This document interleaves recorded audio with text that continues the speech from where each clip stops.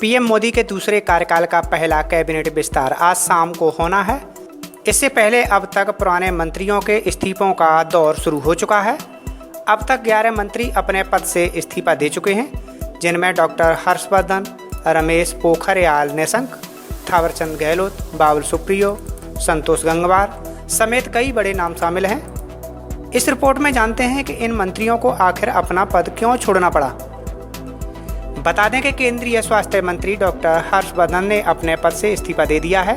माना जा रहा है कि देश में कोरोना की दूसरी लहर के दौरान स्वास्थ्य सेवाएं चरमराने की वजह से उनका पद छीन लिया गया।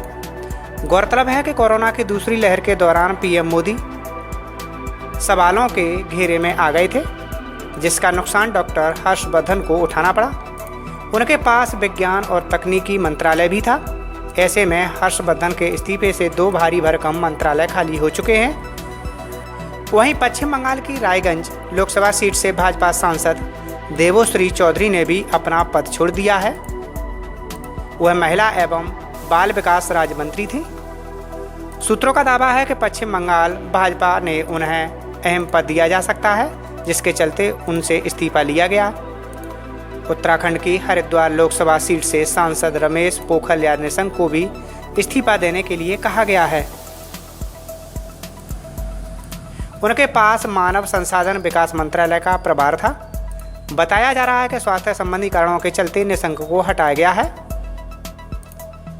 बताया जा रहा है कि पश्चिम बंगाल की आसनसोल लोकसभा सीट से सांसद बाबुल सुप्रियो ने भी इस्तीफा दे दिया है। वह पर्यावरण मंत्रालय में राज्य मंत्री थे। दावा किया जा रहा है कि सुप्रियो पार्टी से नाराज चल रहे थे। इसके पीछे पश्चिम बंगाल विधानसभा को जिम्मेदार ठहराया जा रहा है, जिसमें बाबुल सुप्रियो मैदान में उतरे थे, लेकिन 50,000 वोटों से हार गए।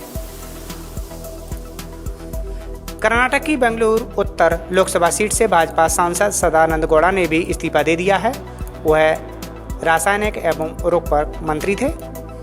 सूत्रों के मुताबिक सदानंद गौड़ा पर कोरोना काल में दवाओं की कमी को लेकर गाज गिरी है, जिसके चलते मोदी सरकार की काफ़ी फजीहत हुई थी।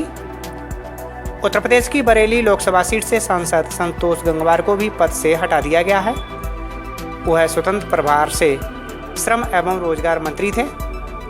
बता दें कि कोरोना काल में संतोष गंगवार की चिट्ठी एक काफ़ी वायरल हुई थी, जिसमें उन्होंने उत्तर प्रदेश सरकार की काफ़ी आलोचना की थी।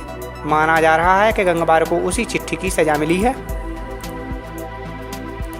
जानकारी के मुताबिक हरियाणा की अम्बाला लोकसभा सीट से सांसद रतन लाल कठेरिया को भी इस्तीफा देने का फरमान जारी किया गया है। वह जल शक्ति मंत्रालय में राज्य मंत्री थे। बताया जा रहा है कि उनकी जगह सिरसा से सांसद सुनीता दुग्गल को मंत्री बनाया जा सकता है।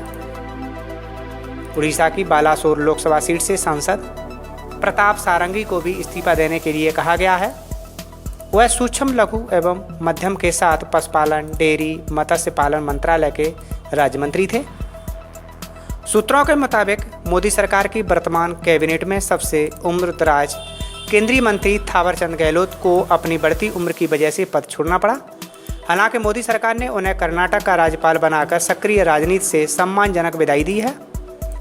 गौरतलब है कि मोदी सरकार पहले कार्यकाल यानी कि 2014 से ही ये तय कर चुकी थी कि वह 75 साल से ज़्यादा उम्र के किसी भी मंत्री को कैबिनेट में नहीं रखेंगे और गहलोत की उम्र अब इस समय 73 के पार हो चुकी है। अत्यधिक महत्वपूर्ण बैठक हुई है, जिसमें भारत सरकार का जो सड़क परिवहन मंत्रालय है उसके भी सभी वरिष्ठ अधिकारी यहाँ पर थे और उत्तर प्रदेश सरकार के जो लोक निर्माण विभाग के अंतर्गत विभिन्न सड़कें हम लोग बना रहे हैं, उसकी दृष्टि से भी हमारे प्रमुख अभियंता और मुख्य अभियंता और अभियंतागण यहाँ पर मौजूद थे। इस बैठक का बड़ा लक्ष्य है कि हम संपूर्ण उत्तर प्रदेश के अंदर जो सड़कों का जाल लगातार बिछाया जा रहा है वह समयबद्ध तरीके से कैसे पूरा हो। उसमें प्रमुख रूप से आज राम वनगमन मार्ग के 4 पैकेज हैं जो अयोध्या से श्री चित्रकूट धाम तक के लिए हैं। वह चारों पैकेज को लेकर के चर्चा हुई है और उस कार्य को हम लोग कोशिश कर रहे हैं कि हर हाल में जल्द से जल्द पूरा किया जाए। श्री राम जन्मभूमि मंदिर निर्माण और राम वनगमन मार्ग का निर्माण दोनों एक साथ हो सके, इसका प्रयास किया गया है।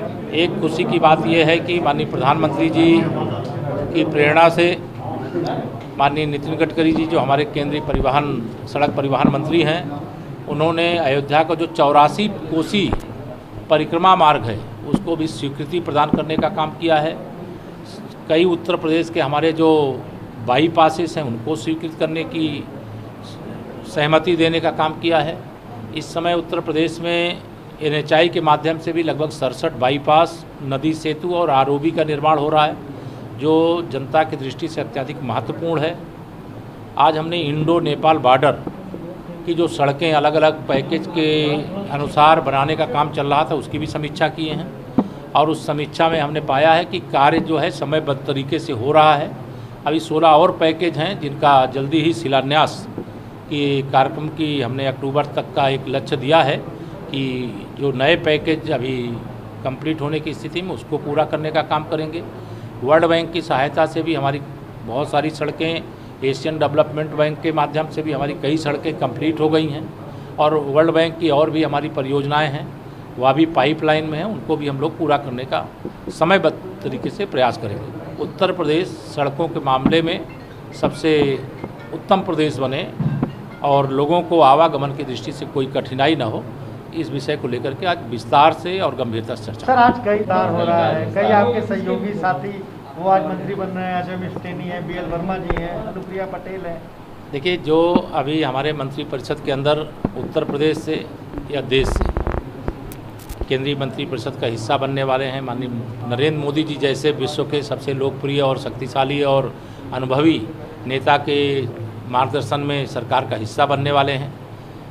उन सबको मेरी अग्रिम शुभकामना है। कौन बनने वाले ये मैं नहीं जानता हूँ, कौन बनेंगे वो शाम को आपको पता चलेगा, लेकिन हमारी शुभकामनाएं पूरे उत्तर प्रदेश के 24 करोड़ जनता की ओर से, अपने प्रदेश के जो शामिल होंगे उस मंत्रिपरिषद में उनके लिए भी, और जो दूसरे प्रदेश के लोग भी केंद्रीय मंत्री, क्योंकि केंद्र सरकार का कोई भी मंत्री पूरे देश के लिए होता है, उन सब के लिए मेरी ओर से शुभकामनाएं। सर, ब्लॉक प्रमुख जब चुनाव 825 सीटों पर होंगे, कि ऐतिहासिक भी, क्या उसे दोहराएंगे इस चुनाव में? मुझे पूरा विश्वास है, जनता हमारे साथ है।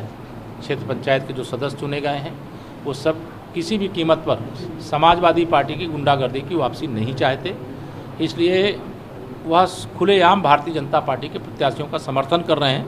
अब मुझे लगता है जिला पंचायत का जो रिजल्ट रहा है उसी अनुपात में या तो उससे भी अच्छे अनुपात में क्षेत्र पंचायत के अध्यक्ष अर्थात ब्लॉक प्रमुख के चुनाव में भी भाजपा के पक्ष में रिजल्ट। एक आखिरी सवाल सर, ओवैसी ने जिस तरह से चैलेंज देंगे और कल वो लखनऊ भी आ रहे हैं, बहराइच में अपने कार्यालय का उद्घाटन करेंगे, क्या 2022 में एक बड़ा चैलेंज रहेंगे आप लोगों के लिए? देखिए, 100 में से 60% हमारा है, 40% में बंटवारा है, और बंटवारे में भी हमारा है। 300 से अधिक सीटें जीत करके फिर भारतीय जनता पार्टी की यूपी में एक मजबूत सरकार बनेगी 2022 में, और फिर 2024 में माननीय नरेंद्र मोदी जी के नेतृत्व में सरकार बनाने के लिए लोकसभा में भी हम 2019 से बड़ी विजय प्राप्त करेंगे।